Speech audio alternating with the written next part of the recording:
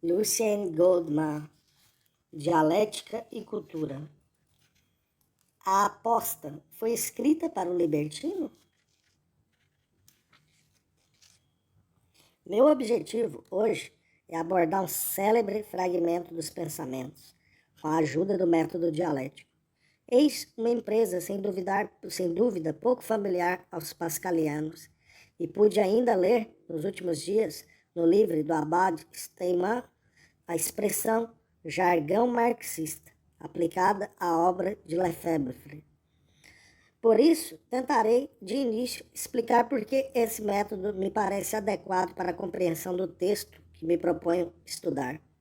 No caso do fragmento de Pascal, a tarefa é consideravelmente facilitada pelo fato de alguns dos elementos constitutivos do método dialético terem sido descobertos e elaborados precisamente pelo próprio Pascal, que tão bem os preconizou e defendeu, tanto para a pesquisa da verdade em geral, como para o estudo e a interpretação dos textos em particular. A ideia de totalidade é, com efeito, o centro e o fundamento de todo pensamento dialético. Ainda é necessário acrescentar, é verdade, que essa ideia, que era bastante nova há algumas dezenas de anos, penetrou hoje consideravelmente no pensamento não marxista e adquiriu o direito de cidadania na ciência universitária, notadamente em psicologia, sociologia e filosofia. Trata-se de um fato que me parece escondido por uma simples questão de terminologia. Se, com efeito, eu substituísse o termo totalidade pela expressão estrutura significativa, que é comum na psicologia e na sociologia contemporâneas, não estaria muito certo de haver cometido uma confusão entre duas noções bem diferentes. Quando muito, seria necessário acrescentar outro qualificativo do gênero de dinâmico ou genético, ou simplesmente imutação, para evitar qualquer mal-entendido. Quando nos propomos estudar um texto, o método dialético consiste, em primeiro lugar, em integrá-lo em conjuntos significativos cada vez mais amplos, ou seja, na obra de onde ele foi extraído, na íntegra da obra do autor, no conjunto das correntes literárias, filosóficas e religiosas da época e do país em que ele foi escrito, e, finalmente, no conjunto da vida social, econômica e política. Pode acontecer, eventualmente, que num desses estágios o pesquisador não consiga integrar a totalidade relativa obtida no estágio inferior numa estrutura significativa mais ampla que a abranja e explique. Isso provoca ou que ele partiu de um texto eclético sem grande valor literário ou filosófico, ou que não compreendeu a sua significação, ou enfim, que num dos estágios que enumeramos ele seccionou mal seu assunto. Duas ideias se encontram, assim, no ponto de partida do método dialético. As partes só podem ser compreendidas através do conhecimento do conjunto a que pertencem e, inversamente, o conjunto pelo conhecimento das partes e suas relações. B. Os conjuntos devem ser seccionados nos diferentes estágios de pesquisa, de modo a obter-se, em níveis cada vez mais amplos, estruturas coerentes, possuindo significação própria. Ora, falando da escritura, Pascal enunciou claramente, no fragmento 684, regras de interpretação que nos parecem fortemente aparentadas às que acabamos de formular. Abre aspas, não se pode apresentar uma boa fisionomia se não concordando todas as nossas contrariedades, e não basta seguir uma sucessão de qualidades concordantes sem concordar as contrárias. Para compreender o significado de um autor, é necessário concordar todas as passagens contrárias. Fecha aspas. Abre aspas. Assim, para compreender a escritura, é necessário ter um sentido em que todas as passagens contrárias concordem. Não basta ter uma que convenha a várias passagens concordantes, mas sim ter uma que concorde as passagens, mesmo contrárias. Fecha aspas. E no fragmento 72, que coloca o problema geral do conhecimento dos fatos e das coisas isolados. E a mesma ideia aparece explicitamente. Abre aspas, se o homem, em primeiro lugar, estudasse a si próprio, veria como é incapaz de ir além. Como seria possível que uma parte conhecesse o todo? Mas ele desejará, talvez, conhecer pelo menos as partes com as quais está em proporção. Mas as partes do mundo têm todas tal relação e tal encadeamento entre si que acho impossível conhecer uma sem conhecer outra e sem conhecer o todo.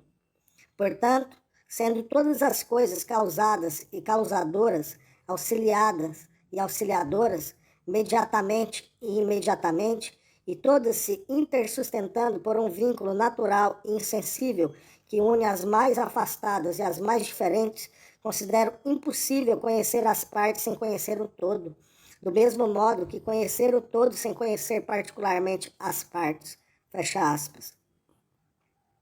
Entretanto, ao considerar a história das interpretações dos pensamentos, não se pode deixar de ficar admirado pela pouca importância que se dá a essas regras de método contidas nos próprios textos pascalianos. De fato, muito frequentemente aplicaram-se ao estudo desses textos categorias estranhas ao pensamento pascaliano, cartesianas, espirituais, neoplatônicas ou místicas, sem buscar a coerência interna e as categorias inerentes ao pensamento de Pascal. Nessas condições, só restava forçar ligeiramente o texto, adaptando as categorias aplicadas, ao invés de modificar essas categorias segundo as exigências do texto. Consignaremos aqui dois princípios de explicação que nos parecem ter sido um uso abusivo, o libertino e os exageros de linguagem. Se admite com efeito que algumas passagens de Pascal foram escritas sobretudo para o libertino e só possuem, por conseguinte, um valor ad hominem, ou então que existe nessa ou naquela passagem exageros de linguagem que autorizam a modificar frases e às vezes mesmo a substituí-las por outras depuradas desses exageros incômodos, é evidente que se pode fabricar e adaptar qualquer Pascal e todas as medidas. Não quero absolutamente dizer que é preciso aplicar ao pé da letra a regra enunciada no fragmento 684, do qual citei um trecho. Pascal fala aí com efeito da escritura sagrada, que para ele não poderia sofrer a menor alteração e que exige uma explicação em que tudo seja concordante até a última vírgula. O exegeta e o historiador da filosofia que não tem a sorte de encontrar-se diante de um texto assim excepcional e que se prendem ao estudo de uma obra humana não podem partir da mesma hipótese. O mínimo que se pode deles exigir, no entanto, é não lançar mão de meios de explicação do tipo dos que acabamos de mencionar, a não ser com a máxima prudência. É não decidir fazê-lo, por assim dizer, senão em desespero de causa, uma vez estabelecido que nenhuma interpretação significativa do texto que estudam poderia ocorrer sem o recurso a tais meios. O que, em todo caso, me parece contestável é o fato de empreender o estudo de um autor no momento pascal, com categorias que desde o início acreditamos válidas e depois recorrer, explicitamente ou não, a conceitos como o do libertino ou o exagero da linguagem, toda vez que o texto se torna recalcitrante e parece contradizer o ponto de partida. A título de simples ilustração, e antes de abordar o estudo da apóstase, permito-me citar alguns exemplos de interpretação subordinada às observações que acabo de fazer, apenas para mostrar como a presente análise se insere no problema bem mais amplo da interpretação da obra pascaliana em seu conjunto. Um historiador que tem autoridade na explicação do pensamento do século XVII, o saudoso Jean Laporte, sustentara, e essa era uma de suas ideias mais queridas, a tese de assimilação filosófica das posições de Descartes e de Pascal. Essa tese, contudo, me parece suscitar as mais fortes reservas e, nesse sentido, darei apenas um eloquente exemplo. Laporte cita com efeito o fragmento 267. Abre aspas, a última demarque da razão é reconhecer que há uma infinidade de coisas que a ultrapassam. Fecha aspas. E Laporte faz o seguinte comentário, abre aspas, entendamos que o que ultrapassa a razão e que ela encontra em todas as coisas é a infinidade. Observemos que, a esse respeito, a posição de Pascal se apresenta como análoga à de Descartes. Descartes também ensina, fecha aspas. No texto de Pascal, ultrapassam está no plural. Ora, Laporte substitui o plural por um singular. Para Pascal, abre aspas, uma infinidade de coisas, fecha aspas, mais ainda, não importa que coisa individual ultrapassa as possibilidades da razão. Para Descartes, ao contrário, a razão só é ultrapassada pelo infinito.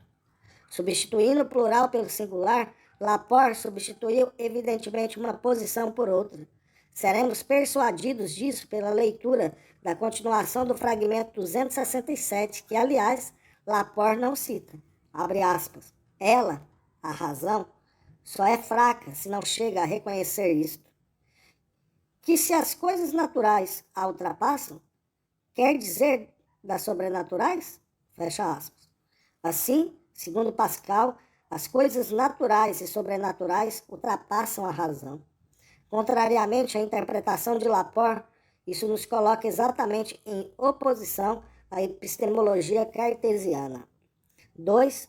Arnaud ficara chocado com a afirmação que lera nos pensamentos de que nenhuma lei humana é rigorosamente válida, ou melhor, que todas as leis humanas são igualmente válidas e não válidas ao mesmo tempo.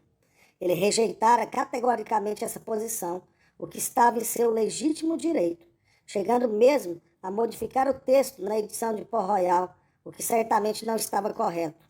Como quer que seja, Arnaud opunha-se conscientemente a Pascal nessa questão bem precisa e citava, por exemplo, a lei moral que nos impõe o respeito aos pais e que, segundo ele, é universalmente válida.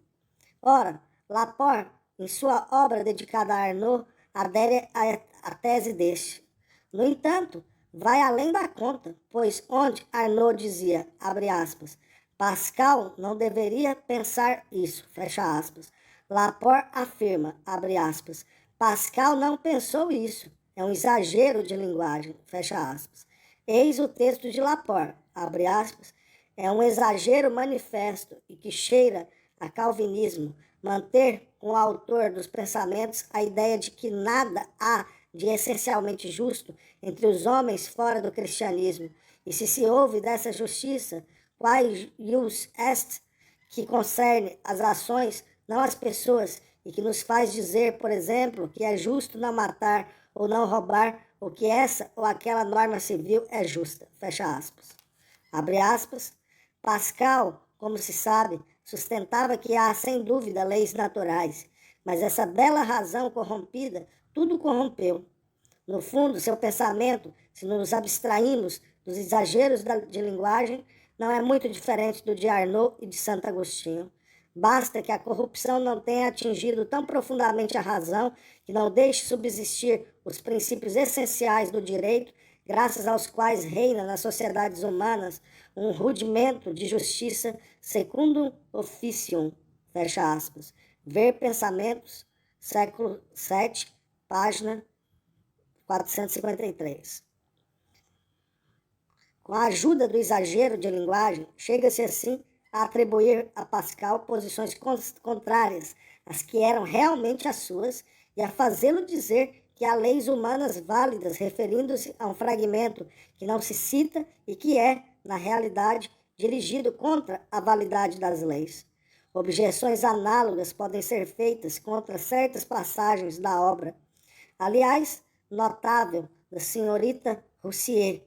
Ela escreve, por exemplo, abre aspas, acontece frequentemente a Pascal considerar o real, não em si mesmo, mas no espírito que o imagina e empregar, contudo, o verbo ser, onde parecer seria menos equívoco.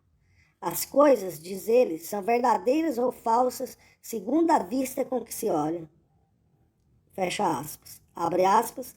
A edição de Port-Royal obedecia a um legítimo cuidado de clareza e exatidão, empregando aqui o verbo parecer. Fecha aspas. Os pensamentos encerram várias passagens ensinando que uma afirmação não poderia ser válida se não houvesse afirmação contrária. Trata-se mesmo, pensemos, da ideia central da epistemologia pascaliana. Desse ponto de vista, a proposição, abre aspas, as coisas são verdadeiras ou falsas segundo a vista com que se olha, fecha aspas, é perfeitamente clara e coerente. A senhora Roussier, que adota implicitamente uma perspectiva cartesiana, não admite, no entanto, que uma coisa possa ser verdadeira e falsa ao mesmo tempo. Assim ela conclui, abre aspas, pelo exagero da linguagem, fecha aspas, e legitima a modificação do texto pascaliano. Pela mesma perspectiva cartesiana, ela duvida que um crente possa espantar-se, abre aspas, pelo silêncio eterno dos espaços infinitos, fecha aspas. Isso seria introduzir o paradoxo e a contradição na fé de Pascal. Assim, a senhora Roussier atribui essa asserção ao libertino, o que, convenhamos, escamoteia todo o problema.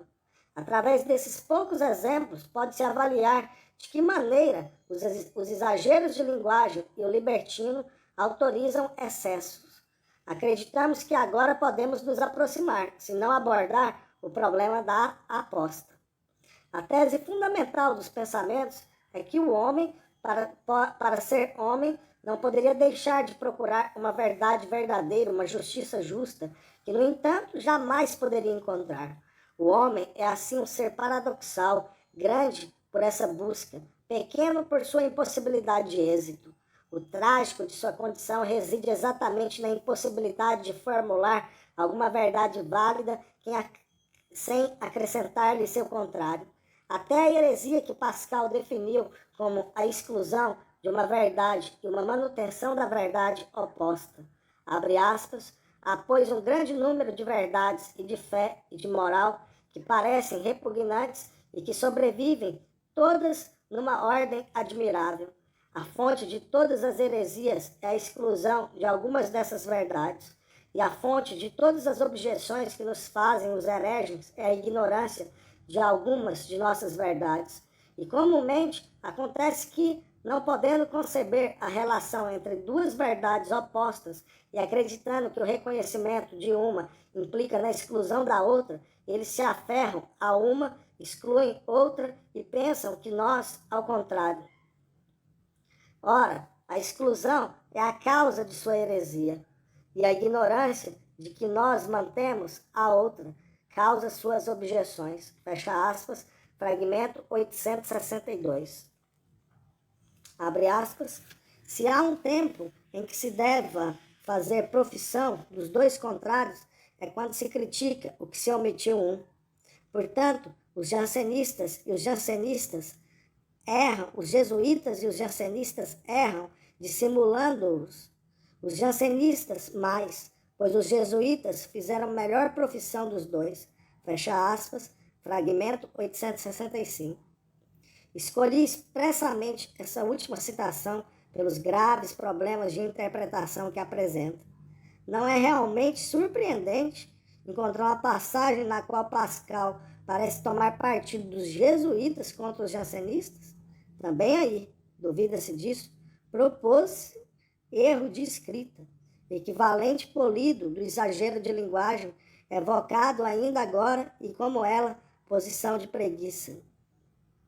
Na verdade, parece que esse pensamento indica o ponto em que Pascal, levando aos últimos limites as posições do jansenismo e não hesitando mesmo em separar-se de Santo Agostinho, como veremos adiante, chega às posições que devem levá-lo à aposta.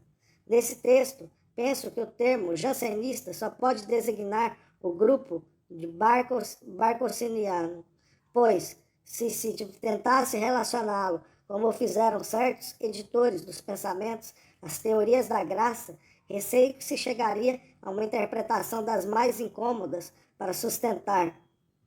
Todos os jansenistas, com efeito, defenderam constantemente ao mesmo tempo a liberdade e o poder do homem e a onipotência da graça.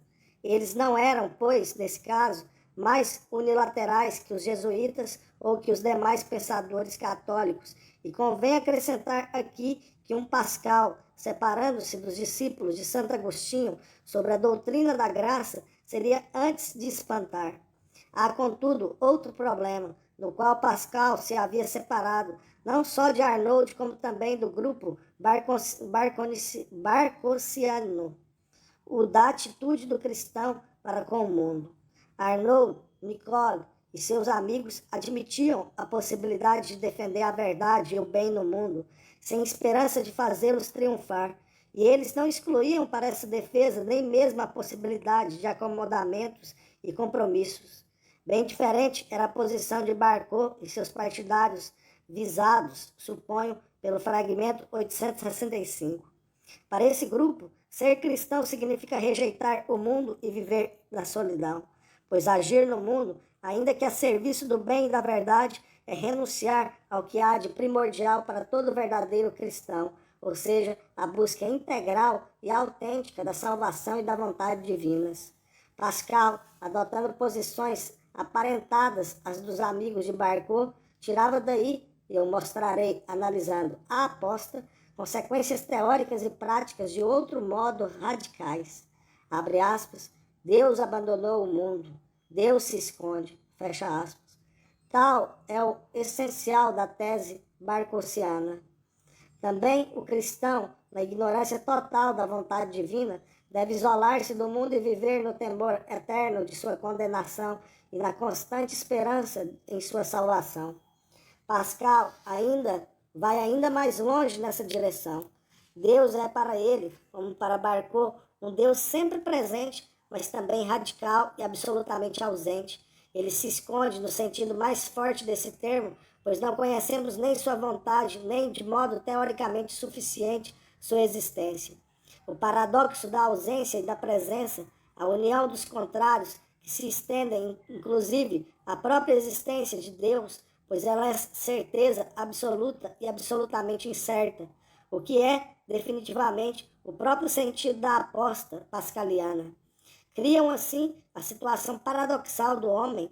Sendo Deus a única realidade verdadeira, ele deve viver exclusivamente para ele, rejeitando o mundo relativo e vão. Mas, por outro lado, Deus se escondendo e não tendo concedido ao homem nenhuma certeza, nenhum refúgio seguro na solidão ou interiormente. Este deve viver exclusivamente para Deus, mas no próprio mundo que ele não poderia abandonar. É o paradoxo da rejeição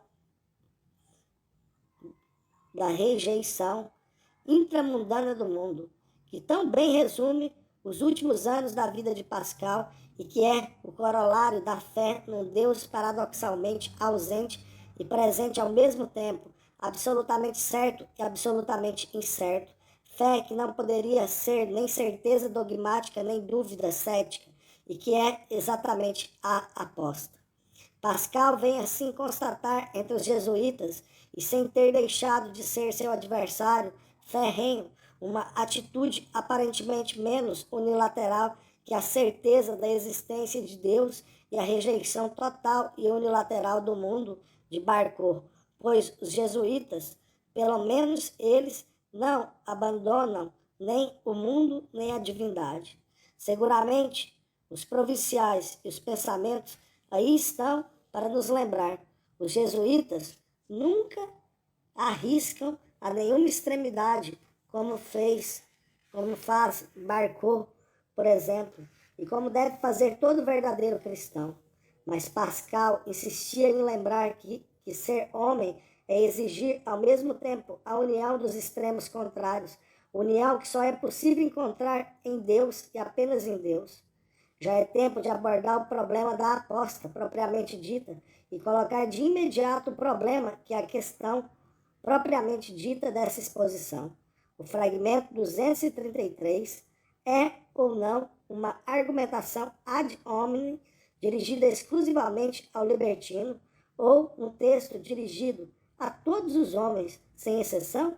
E, por conseguinte, ele tem ou não, para Pascal, uma importância fundamental? Antes de ir mais longe nessa análise, peço que concordem comigo em que só é preciso recorrer ao libertino e aos exageros de linguagem em última instância, por assim dizer, em desespero de causa, uma vez estabelecida a impossibilidade de encontrar outra interpretação que não tenha necessidade dessas hipóteses. Em muitos escritos dedicados a Pascal, se nos afirma como uma evidência que se explica por si que o crente Pascal não podia duvidar da existência de Deus, pois ele auria em sua fé o poder de nele crer e que, por conseguinte, o argumento da aposta só poderia ter sido escrito para o libertino. Contentemo-nos em citar 2 exemplos. É evidente, escreve o abade Steinman, abre aspas, que é o agnóstico e não o cristão, o Pascal, que vê na fé uma aposta sobre o incognoscível, fecha aspas.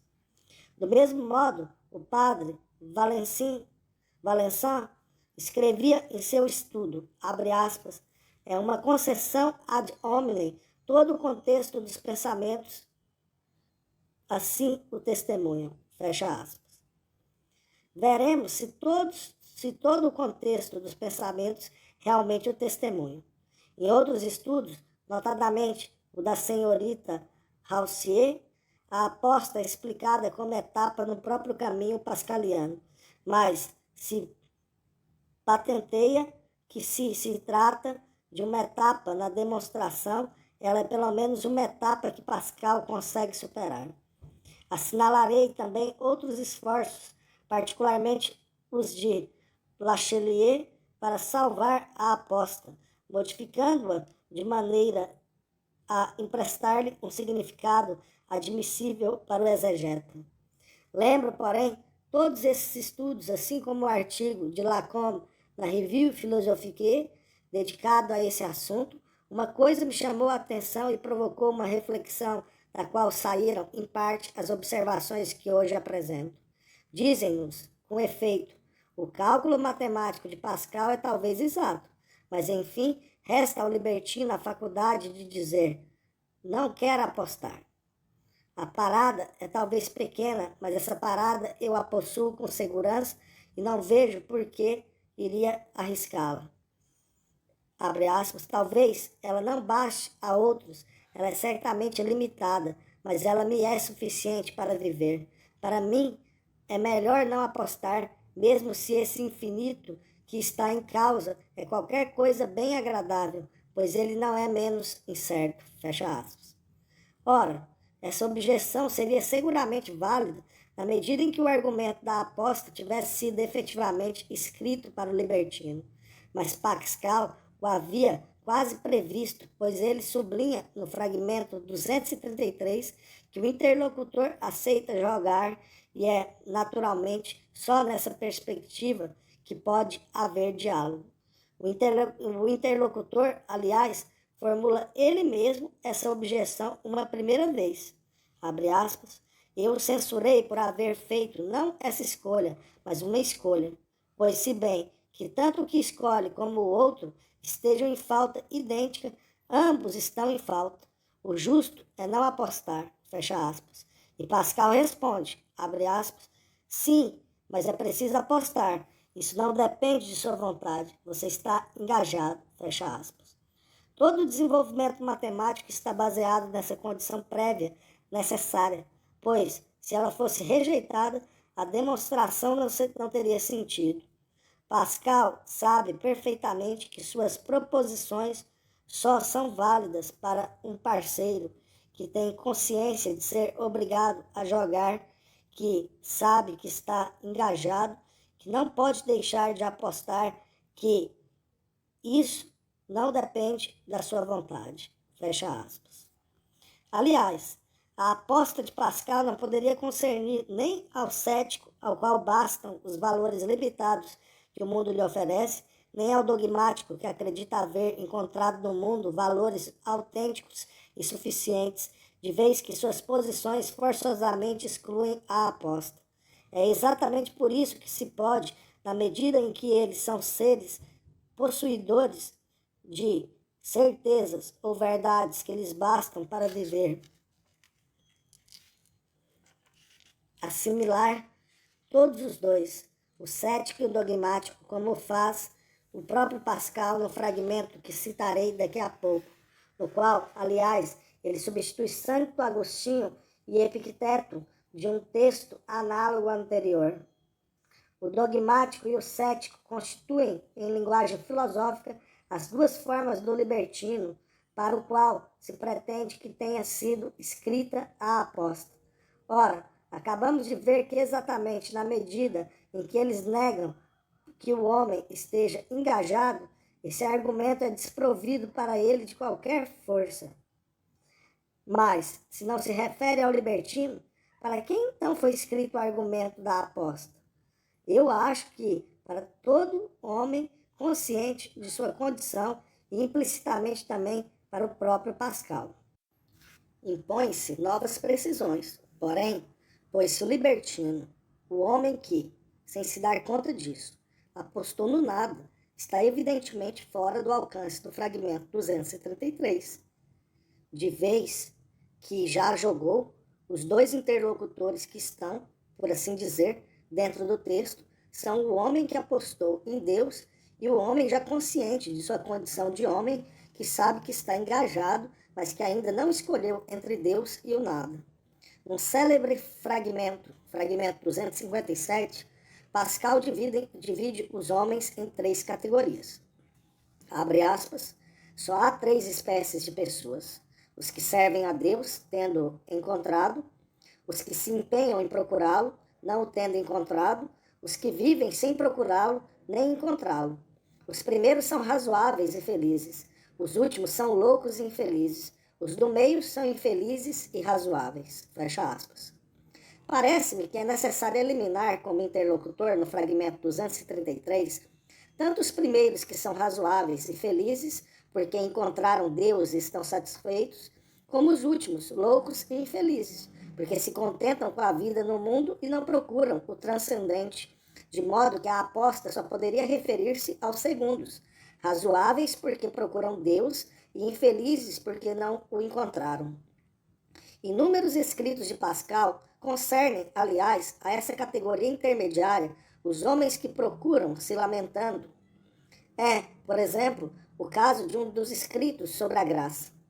Com efeito, se examinamos esses escritos, não da perspectiva de um teólogo que se interessa por sua ortodoxia, mas da de um historiador que pesquisa o pensamento de Pascal, é interessante constatar que num deles, pelo menos, encontramos outra divisão tripartite que nos parece aparentada à primeira: os eleitos, os reprovados e os chamados.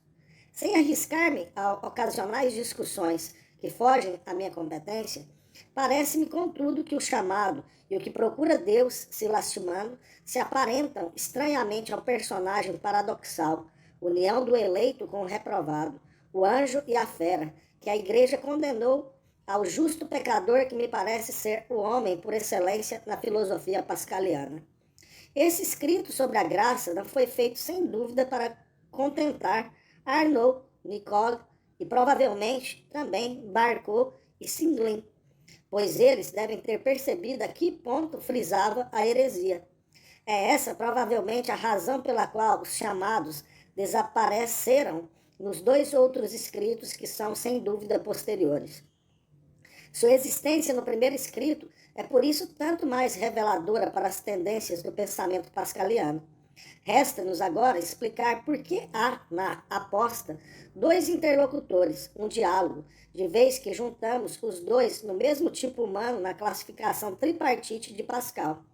Pois bem, é porque, acreditamos, essa categoria humana intermediária, o homem trágico, infeliz e razoável, não é um tipo simples, mas paradoxal e contraditório, em perpétua tensão entre 2 extremos contrários, e também porque lhe propondo a única aposta razoável em Deus, essa aposta só continua na realidade aposta, isto é, certeza absoluta e absolutamente incerta, na medida em que o crente conserva em si, como uma eventualidade permanente, nunca realizada, mas sempre possível, essa espécie de outro eu que apostou no nada. Assim, para Pascal, a condição autêntica do homem é exceder o homem, procurar Deus, engajando toda a sua existência nessa busca, no êxito da qual ele deve apostar tudo, sem por isso perder um só instante a consciência do outro aspecto complementar da condição humana, que é a de que essa busca não poderia ter êxito definitivo nessa vida, que a certeza incerta não poderia nunca ser suspensa, deixar de ser aposta para se transformar em certeza simples, íntegra e não paradoxal. Estando o homem engajado, e este é um segundo elemento fundamental da visão pascaliana, o finito, nada acrescentando ao finito, se o compara ao infinito, ele deve necessariamente apostar, seja na existência, seja na inexistência do infinito. Ora, como não há nenhum dado teórico definitivo em favor de uma ou de outra eventualidade, como a verdade lhe está radicalmente escondida, ele deve, para ser autêntico, escolher a aposta no infinito. A única solução razoável, demonstrativa no próprio plano das luzes naturais e mais ainda que no do coração, é a aposta na existência de Deus e na verdade da religião cristã.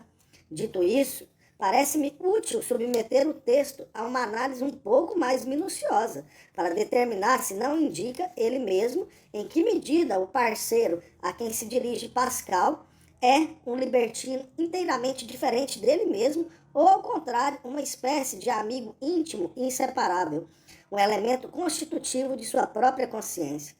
Gostaria de citar duas passagens. A primeira se situa no momento em que o parceiro, tendo admitido definitivamente a necessidade demonstrativa de apostar e de apostar em Deus, suscita, entretanto, uma última objeção.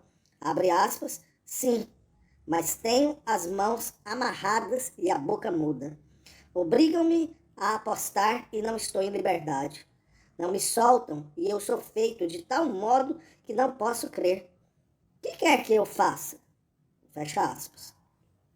Acredito que não forço a interpretação do texto, observando que, nessa passagem, os termos apostar e crer são empregados como sinônimos. Abre aspas, obrigam-me a apostar e eu não posso crer. Fecha aspas.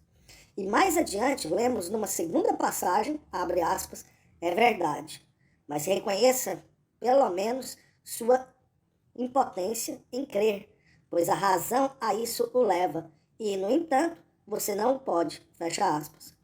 Assim, a razão leva a crer. Ora, sabemos que a razão, o fragmento 233 inteiro o provou, nos leva somente a apostar. Por duas vezes no texto, apostar e crer são, assim, empregados como sinônimos. Um pouco adiante, outra passagem na qual poucos autores que eu saiba se detiveram, me parece também particularmente importante. Querendo levar seu parceiro à fé e à aposta, Pascal lhe diz, abre aspas, saiba de outros que estiveram amarrados como você e que agora apostam todo o seu bem, fecha aspas. Nesse texto, é Pascal que fala e emprega o presente. É difícil ser mais explícito. Parece-me que essas três passagens militam fortemente em favor da tese de um Pascal tomando a aposta em sua própria conta e que devem ser maduramente meditadas antes de admitir que o fragmento 233 é um simples argumento ad hominem destinado a convencer o libertino. Vamos mais longe e apliquemos o método dialético à explicação desse texto, começando por recolocar o fragmento 233 no conjunto dos pensamentos. Impõe-se uma observação. Nenhuma menção é feita na maioria dos escritos sobre a aposta a um fragmento essencial e estreitamente ligado ao fragmento 233, posto que fala das regras dos partidos. Pascal escreve mesmo, como pensamos, a aposta para um uso desse personagem paradoxal, anjo e fera, eleito e reprovado, que lhe parece ser a imagem por excelência do homem? Se ele pensa que a condição humana é precisamente a de não haver outra escolha senão a aposta no nada e a aposta em Deus, ele devia opor-se ao cético. Isso é claro, e o texto dos pensamentos o repete inúmeras vezes, ao dogmatismo cartesiano. Isso é também evidente e frequentemente afirmado com vigor nos pensamentos.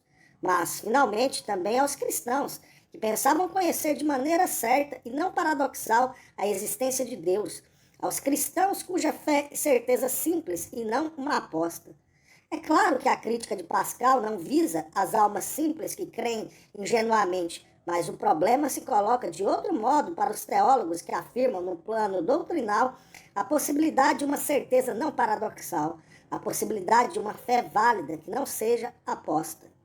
Vou, portanto, ler o fragmento 234, cuja importância me parece capital para a interpretação dos pensamentos e que é preciso levar em conta a qualquer preço se insiste em sustentar que a aposta foi escrita para o libertino. Pascal começa por colocar o problema de saber se a religião é certa e responde explicitamente: não. Ela é, sem dúvida, menos incerta que muitas outras coisas, como, por exemplo, o fato de que não vamos morrer amanhã. Abre aspas. Se só fosse necessário fazer algo pelo que é certo, não se deveria fazer nada pela religião, pois ela não é certa. Mas quanta coisa se faz pelo incerto, as viagens marítimas, as batalhas. Digo então que não seria preciso fazer absolutamente nada, pois nada é certo. E que há mais certeza na religião e não em que vamos morrer amanhã, pois não é certo que vamos morrer amanhã, mas é certamente possível que não vamos. Não se pode dizer a mesma coisa da religião. Não é certo que ela seja. Mas quem ousará dizer que é certamente possível que ela não seja? Ora, quando se trabalha para amanhã e para o incerto, age-se com razão, pois deve-se trabalhar para o incerto, pela regra dos partidos que está demonstrada, fecha aspas. O fragmento 234 chega assim à mesma conclusão que o fragmento 233. É razoável engajar sua vida pela religião, ainda que ela seja incerta. Mas longe de terminar aí, ele continua por uma retomada ao nível do pensamento pascaliano na época dos pensamentos do célebre diálogo anterior com o senhor de Sacy.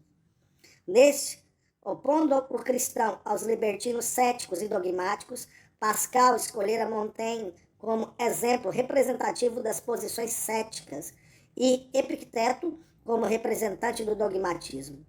Acrescentamos que Pascal conhecia naturalmente Montaigne bem de perto para saber que ele não era simplesmente cético, mas que, como bom historiador da ideia, simplificara para criar três posições típicas e coerentes: o ceticismo e o dogmatismo unilaterais e complementares, e a posição cristã que os ultrapassa e é sua síntese. No fragmento 234, Pascal leva essa análise a um nível superior. Já sabemos que nesse momento, segundo Pascal, nenhuma verdade é válida a não ser que lhe juntemos a verdade contrária. Ele também nos disse que, longe de ser pura e simplesmente cético, o cético sabe que há no homem uma necessidade de certeza, do mesmo modo que o dogmático sabe que a vida é plena de incertezas e de escolhas aleatórias, viagens marítimas, batalhas, etc.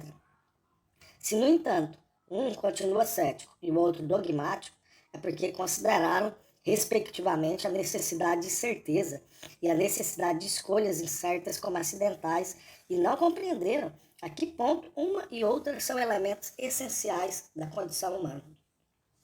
Há, contudo, no fragmento 234, outra modificação significativa em relação ao diálogo com o senhor de Sacy. Se, com efeito, o cético continua sempre Montaigne, o dogmático, o que crê possuir a certeza, ou pelo menos certas certezas, não é mais agora Epicteto, mas Santo Agostinho. Quando se conhece a autoridade extraordinária de Santo Agostinho para os jansenistas em geral e para Pascal em particular, não se poderia imaginar que este pudesse escrever, por acaso, ou levianamente as palavras que vou ler e, ainda menos, que elas possam ser um exagero de linguagem. Tratava-se, de fato, de um problema bem sério, de uma divergência importante, que não podia ser deixada de lado, pois achamos que Pascal estendia suas palavras à época dos pensamentos, não só aos que acreditavam, como Epicteto, que o homem pode atingir certas certezas morais e racionais, mas também aos cristãos, para os quais a religião era simplesmente certa e não paradoxal. Por isso é que ele substituiu o nome de Epicteto pelo de Santo Agostinho. Abre aspas, Santo Agostinho viu que se trabalha pelo incerto, no mar, em batalha, etc., mas não viu a regra dos partidos, que demonstra que se deve fazê-lo.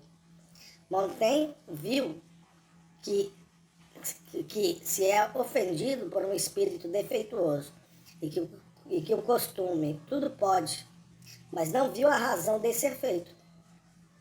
Todas as pessoas viram os efeitos, mas não viram as causas. São em relação aos que descobriram as causas, como os que só têm olhos em relação aos que têm espírito, pois os efeitos são como que sensíveis e as causas são visíveis somente ao espírito. E ainda que esses efeitos se percebam pelo espírito, esse espírito é em relação ao espírito que vê as causas como os sentidos corporais em relação ao espírito. Fecha aspas. Acrescentemos que as palavras não viu as regras dos partidos, que demonstra que se deve fazê-lo, indicam claramente, como aliás a primeira parte do fragmento 234, que se trata da religião e da existência de Deus. Pois nós o sabemos, já que o fragmento 233 nos disse explicitamente se, nos outros terrenos, seria possível abster-se, não apostar, quando se trata de religião, de Deus e da felicidade eterna. Somos engajados e a aposta se torna inevitável. Eu ainda poderia, mas a hora é avançada e suponho que vocês estão familiarizados com os textos dos pensamentos, citar inúmeros fragmentos nos quais Pascal repete que Deus é um Deus escondido, que não há provas certas de sua existência. E a condição do homem, do cristão, é precisamente a de procurar sempre valores absolutos e infinitos, que não poderiam nunca encontrar, a de não se contentar com a resignação dos céticos que renunciam a procurar uma certeza, e de não cair na ilusão dos dogmáticos que acreditam havê-la encontrado ou pelo menos poder encontrá-la. Parece-me, no entanto, que se vocês aceitam a interpretação dos pensamentos que esbocei em suas linhas gerais no decorrer de minhas intervenções de ontem e na comunidade que apresento hoje, a aposta se insere de modo coerente no conjunto da obra, sem que haja absolutamente necessidade de transformá-la no argumento ad hominem. Talvez a discussão permita citar ainda outros fragmentos e precisar, assim, o lugar do fragmento 233 no conjunto da obra pascaliana. Se, contudo, como acredito, a interpretação que proponho dá um sentido coerente a essa totalidade relativa, que é o fragmento 233, e a outra totalidade relativa, que é o conjunto dos pensamentos, talvez fosse útil colocar agora o problema no nível dessa totalidade ainda mais ampla que é o pensamento jansenista. O abate Cognet citou ontem um texto da Madre Angélica de Saint-Jean, que mostrava um parentesco manifesto entre a aposta e o pensamento dos meios de Port-Royal. Tornemos claro que, em geral, será difícil encontrar nesse pensamento a ideia de uma aposta sobre a existência de Deus. Essa é uma posição de um radicalismo extremo que só Pascal atingiu no plano do pensamento conceitual. Suas implicações são reencontradas no plano literário em Phèdre. Em compensação, podemos esperar encontrar uma ideia aparentada, a da aposta sobre a eleição, sobre a perseverança, que nos parece implicada no conjunto da teologia jansenista, se bem que ela aí seja raramente formulada de maneira explícita. O parentesco entre as duas apostas, uma sobre a perseverança, outra sobre a existência de Deus, parece, aliás, evidente. Aposta-se sobre o que Deus esconde ao homem, sua vontade num caso, sua própria existência no outro. A aposta pascaliana e, de resto, o conjunto dos pensamentos exprimem um jansenismo levado às suas consequências mais radicais, consequências que são, eu reconheço de bom grado, muito frequentemente bastante diferentes e mesmo opostas às que se defendiam afetivamente em Port-Royal. Acrescentemos que, quando se trata das fórmulas radicais e ousadas, não é, evidentemente, na corrente moderada ou na corrente centrista, meio cartesiana, cujos principais teóricos foram Arnauld e Nicole, que se pode esperar encontrá-las, mas entre os extremistas do grupo barcosiano. Não li todos os escritos de Barcot, mas destaquei a seguinte passagem de sua exposição da fé da Igreja Romana em relação à graça e à predestinação. obra póstuma que Orcibal acha, como eu, haver sido escrita bem antes da morte de Pascal, que foi condenada pela Igreja desde o seu aparecimento em 1696. Abre aspas. Quanto a vós que dizeis, se sou do número dos reprovados, e o único que tenho de fazer é praticar o bem. Não sois cruéis em relação a vós mesmo, ao destinar-vos a maior de todas as infelicidades, sem saber se Deus vos destinou a isso? Ele não vos revelou o segredo de seu conselho sobre a vossa salvação ou vossa condenação? Por que esperais antes castigos de sua justiça que graça de sua misericórdia? Talvez ele vos dê sua graça, talvez não vos dê, porque não esperais tanto quanto temeis, em vez de desesperar de seu bem que ele dá a outros, que dele são tão indignos quanto vós? Perdeis infalivelmente pelo desespero, o que provavelmente ganharíeis pela esperança. E na dúvida de que sois reprovados, concluís que é preciso viver como se fosseis e não fazer o que talvez vos impeça de sê-lo. Vossa conclusão não é tão contrária à razão do homem sensato quanto à fé do bom cristão? Mas de que me servirão minhas boas obras se não sou predestinado?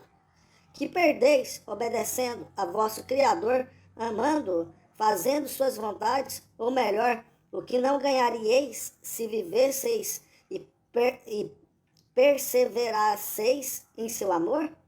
E supondo mesmo que vós sois reprovados, o que me causa horror dizer, podeis jamais, em algum caso, vos dispensardes de vossos deveres para com Deus?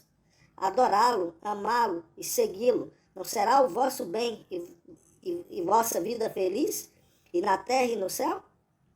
Entre as penas em que vós incorrieis, nesse mundo e no outro, não fazendo suas vontades, há maior miséria? Fecha aspas.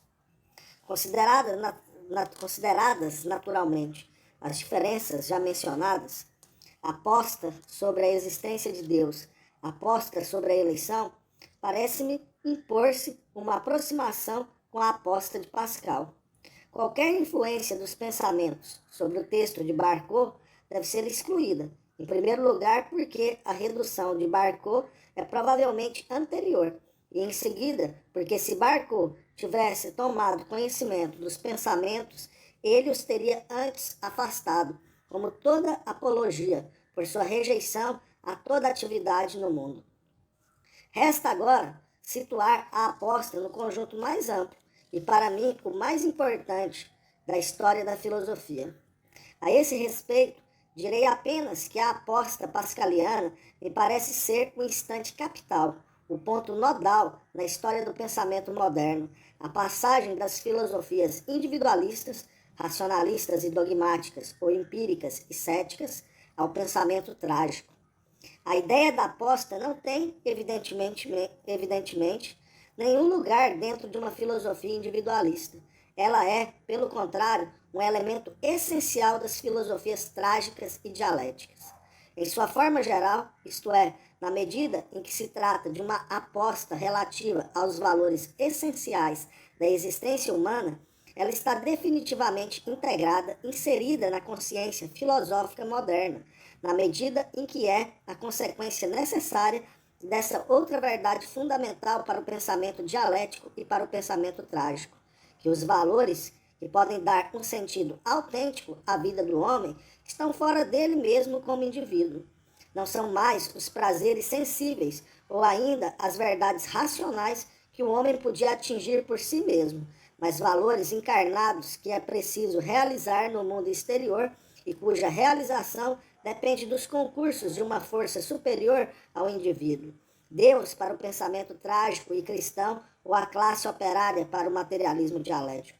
Contudo, surgem indagações. A aposta prova a existência do Deus dos cristãos ou do Deus dos deístas? Para Pascal, ao meu ver, o problema não teria sentido. A aposta é fundamentalmente a expressão do paradoxo do homem e sua condição. Para que o homem viva como homem, ele deve engajar sua vida sem reservas, na esperança de um valor autêntico, cujo sinal mais claro é que ela é realidade. É o paradoxo fundamental da condição humana, a união dos contrários, a união do espírito e da matéria, da força e do sofrimento, do divino e do humano, porque essa realidade dupla é encarnação. Isso elimina toda ligação da aposta pascaliana com o deísmo e a liga à religião cristã exclusivamente. Ora, também nesse ponto, o marxismo continua herança pascaliana. As duas posições se opõem a tudo que é unicamente espírito, como a tudo que é unicamente matéria. As duas definem os valores como realizações e encarnação do espírito humano na realidade material. Rejeitam as posições espiritualistas como inautênticas. Quem quer fazer o anjo faz a fera, dirá Pascal. E afirmam que só há valor encarnado ou se encarnando na realidade, que só há realidade virtual ou realmente racional. Ora, o engajamento numa encarnação futura dos valores, num futuro subordinado ao jogo dos fatores objetivos e múltiplos, e que só é realizável com a ajuda de forças exteriores ao indivíduo, jamais poderia ser certeza absoluta, dogmática, mas sim ação e, por isso mesmo, necessariamente aposta. A aposta de Pascal refere-se à eternidade e à felicidade infinita prometida por Deus aos crentes, e não ao futuro histórico que devemos criar com a ajuda dos homens. Essa ideia é reencontrada em outra grande filosofia trágica. Não vejo nenhuma diferença fundamental de estrutura e de significado entre a aposta de Pascal e o postulado kantiano da imortalidade da alma e da existência de Deus. A necessidade de postular Deus resulta em Kant na limitação da razão que aqui embaixo só pode atingir a virtude, enquanto que o homem não poderia viver moralmente se devesse contentar-se com isso, pois para viver ele tem necessidade da união da virtude e da felicidade. Ora, essa ideia de felicidade encontra-se no centro tanto do postulado kantiano como da aposta pascaliana e da perspectiva futura da sociedade socialista. Sabe-se que os neocantianos, que deformaram o pensamento de Kant, eliminavam a encarnação, a felicidade, para contentar-se com o espírito puro, a virtude. É interessante observar que Lachelier, influenciado até certo ponto pelos neocantianos, propõe modificar para salvá-la, no mesmo sentido, a aposta de Pascal, eliminando a ideia de felicidade sensível e apostando na existência de Deus, como faziam os neocantianos em nome de uma exigência puramente formal. Naturalmente, Lachelier é que traiu Pascal, exatamente como os neocantianos traíram Kant, pois a ideia de felicidade é precisamente a base necessária tanto da aposta pascaliana como do postulado kantiano. Acrescentemos, enfim, que num terceiro grande escrito de filosofia trágica, cujo autor, Georges Lukács, tornou-se, hoje, um dos principais pensadores marxistas, reaparece essa ideia de que ser homem significa engajar sem reservas sua existência na afirmação eternamente improvável de uma relação possível entre o dado sensível e o sentido, entre Deus e a realidade empírica atrás da qual ele se esconde. Relação, repitamos, que não se pode demonstrar e na qual, entretanto, é necessário engajar toda a sua existência. Esclareço, para evitar qualquer mal-entendido, que Lukács há muito tempo ultrapassou essas posições, o que evidentemente não poderia diminuir em nada o interesse que apresenta seu escrito para o estudo da filosofia trágica. Já disse que a ideia da aposta se reencontra sob uma forma evidentemente modificada e que integra e ultrapassa a aposta pascaliana, no centro do pensamento marxista, enquanto a aposta sobre o futuro histórico, que nunca é certeza simples e absoluta. Chocado pelos termos já ressaltados, abre aspas, os que agora apostam, fecha aspas, Port-Royal o substituíra por essa outra expressão, abre aspas, os que presentemente não têm nenhuma dúvida, fecha aspas. Não direi por essa substituição, Port-Royal falseou a aposta pascaliana, pois apostar não é ter dúvida, é ao contrário ter certeza, mas uma certeza prática que continua sempre consciente da existência de uma possibilidade contrária. As palavras de Port-Royal constituem simplesmente uma ordem mais ampla contendo tanto a aposta de Pascal como as posições de Santo Agostinho. Ora, para a aposta marxista sobre a história, o problema da certeza se coloca em termos análogos. É certeza absoluta e absolutamente incerta, pois se trata de um futuro que devemos criar por nossa ação. As teses de Marx sobre forma e a famosa fórmula de Lenin, abre aspas, temos de escolher entre o socialismo e a barbárie, fecha aspas, indicam que não se trata de uma certeza pura, de uma fatalidade irrevogável da fé do carvoeiro. O que não impede de procurar, uma vez feita a aposta, todas as razões objetivas de fortificar a esperança que é a base dessa aposta. É isso que explica em Pascal os desenvolvimentos sobre os milagres, as profecias, a escritura, etc. Como nos marxistas, as grandes análises históricas, rigorosas e minuciosas, que provam a grande probabilidade da vitória futura do socialismo. É importante ressaltar que numa obra de um pensador marxista, Ernst Bloch, o autor colocou no centro de seus desenvolvimentos como que, para resumir o essencial do marxismo, a fórmula Docta Spes, esperança sábia, consciente de suas razões de esperar. Essa fórmula não parece resumir também, ainda que a esperança seja diferente e que haja entre as duas apostas um intervalo de 3 séculos, a própria essência do fragmento 233? Pascal também não quis estabelecer a existência de razões válidas e demonstrativas de esperar mesmo, e precisamente com a consciência a mais crítica, mais rigorosa e que rejeita qualquer ilusão? Lucien Goldman, 1954.